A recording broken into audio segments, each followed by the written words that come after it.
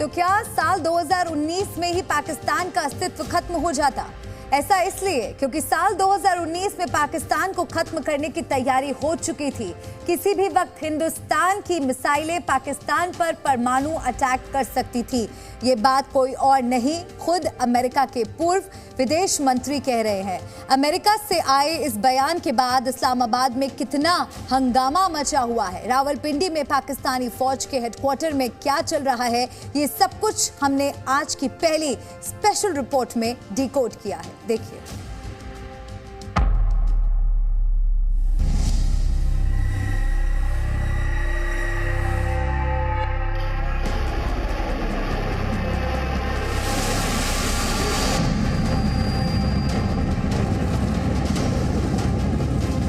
पाकिस्तान और भारत जो है वो न्यूक्लियर वॉर के करीब पहुंच गए थे 2019 में।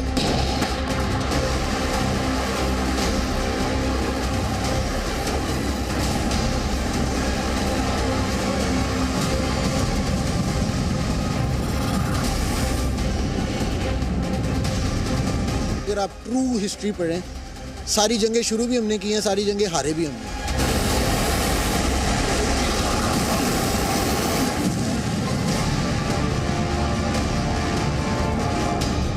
पाकिस्तान को यह है कि पाकिस्तान जो कन्वेंशनल वॉर है इंडिया के साथ नहीं लड़ सकता।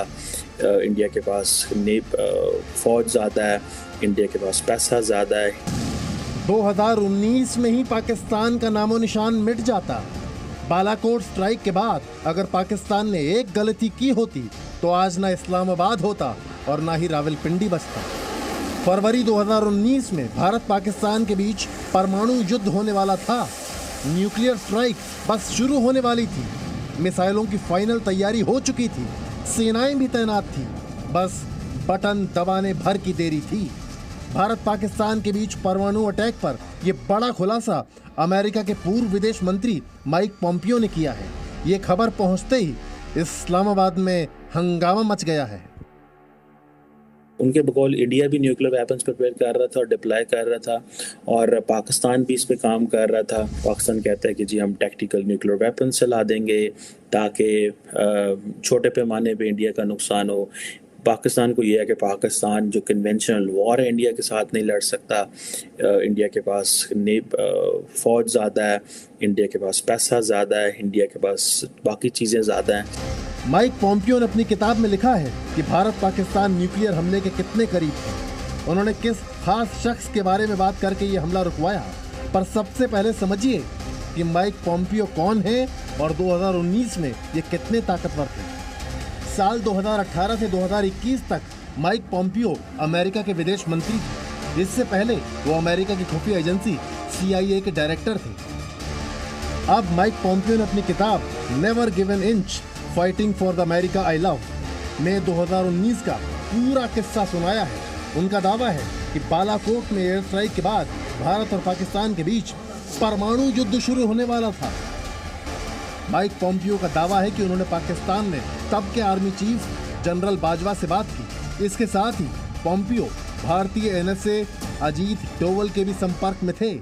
Urgent call from a senior Indian official, और उसने कहा कि देयर इज़ अ पॉसिबिलिटी कि पाकिस्तान और भारत जो है ये दोनों अपने न्यूक्लियर वेपन्स की स्ट्राइक कर सकते हैं, इसकी पॉसिबिलिटी है। इंडिया ने एयर स्ट्राइक्स की पाकिस्तान के अंदर और कहा जी कि पाकिस्तान के जो ग्रुप्स हैं, दहशतगर्द ग्रुपों के ख़िलाफ़ उन्होंने एयर स्ट्राइक की हैं, और क्योंकि वो कश्मीर के अंदर वो जिहाद में लगे हुए हैं। हालांकि माइक पॉम्पियो ने अपनी किताब में न्यूक्लियर युद्ध के अंजाम की तरफ इशारा नहीं किया है, लेकिन भारत की ब्रह्मोस अग्नि सीरीज की मिसाइलों और भारत की तीनों सेनाओं के घातक हथियारों को देखें तो क्लियर है कि पाकिस्तान की गलती का अंजाम क्या होता है। तो दुनिया का अटेंशन खींचने के लिए अपनी ओर उसने अपने न्यूक्लियर वेपन्स की जो तैयारी दिखाने की बात करी कि मैं न्यूक्लियर अटैक भी कर सकता हूं भारत के खिलाफ इस समय, वो केवल महज एक चाल थी, एक दिखावा था दुनिया का, खास करके अमेरिका का अटेंशन खींचने के लिए और भारत के ऊपर प्रेशर बनाने के लिए। कन्वेंशनल काउंटर अटैक नहीं कर सकता था पाकिस्तान, उसे पता है। पूरी वॉर युद्ध हो जाती और उस युद्ध में पाकिस्तान बुरी तरह से पस्त हो जाता कन्वेंशनल में। माइक पोम्पियो के इस खुलासे से पाकिस्तानी बहुत शर्मिंदा है, क्योंकि तब अमेरिका ने इस्लामाबाद की सरकार के बदले सीधे आर्मी से कांटेक्ट किया था। तब आर्मी चीफ जनरल बाजवा थे और माइक पोम्पियो ने अपनी किताब में बाजवा को पाकिस्तान का असली नेता और सबसे पावरफुल आदमी बताया। माइक पोम्पियो कहानी सुना रहे हैं, वो ये कह रहे हैं कि मैंने न्यूक्लियर वॉर जो है वो रोकी, और वो कहता है कि मैंने पाकिस्तान के जो सबसे पावरफुल शख्स है जनरल कमर जावेद बाजवा, बेसिकली जो डिफेक्टो रूलर है, उनसे मैंने बात की। और उसने साथ ये भी नाल साड़ी बिस्ती भी कर गया कि थोड़ी हुकूमत है कोई नहीं, सिविलियन गवर्नमेंट है, सो एंड सो। अमेरिका आज भी वो मुल्क है जो दुनिया में सबसे ज़्यादा असर व रसूख रख सकता है, जो सबसे ज़्यादा जिसे कहते हैं ना वो एक इन्फ्लुएंस रखता है, कि वो पाकिस्तान और भारत जैसे मुल्क जो कि जिनके पास न्यूक्लियर वेपन्स हैं, उनके दरमियान एक जंग जो है उन्होंने न्यूक्लियर वॉर को बेसिकली अवॉइड करवाया। माइक पोम्पियो की बात से क्लियर है कि इस बार भी पाकिस्तान ही युद्ध शुरू करने वाला था। असल में भारत ने परमाणु हथियारों के मामले में नो फर्स्ट यूज की पॉलिसी रखी है, यानी भारत कभी भी एटॉमिक वेपन से पहला हमला नहीं करेगा। लेकिन पाकिस्तान में ऐसी कोई पॉलिसी नहीं है। इससे पहले भारत पाकिस्तान के बीच में 4 बड़े और छोटे युद्ध हो चुके हैं। हर बार पाकिस्तान ने ही हमला किया है। ये बात अब पाकिस्तान की जनता भी समझ गई है। हमारी बदकिस्मती ये है कि हमने अपने बच्चों को ना तारीख ही नहीं सही पढ़ाई। ठीक है, हम कहते हैं कि पाकिस्तान ने 1965 की जंग में इंडिया को ये कर दिया, वो कर दिया, वो कर दिया। टू बी ऑनेस्टली अगर आप ट्रू हिस्ट्री पढ़ें, सारी जंगें शुरू भी हमने की हैं, सारी जंगें हारे भी हमने हैं।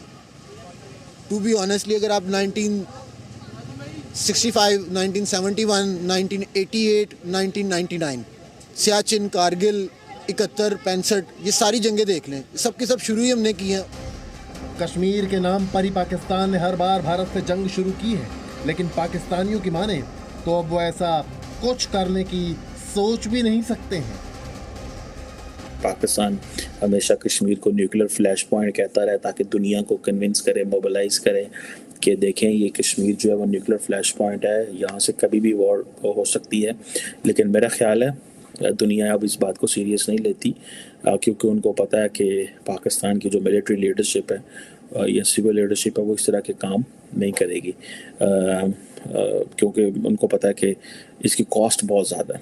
लास्ट टाइम जब हमने न्यूक्लियर वेपन टेस्ट किया था, पहले इंडिया ने किया और हमने किया, तो दोनों को सैंक्शन कर दिया गया था। तो आज तो हम पाकिस्तान सोच भी नहीं सकता। कुल मिलाकर 2019 में पाकिस्तान बाल बाल बच गया। अगर तब उसने हिंदुस्तान पर हमला किया होता तो भारतीय सेनाओं ने तभी उसको भस्म कर दिया होता। ब्यूरो रिपोर्ट, जी मीडिया।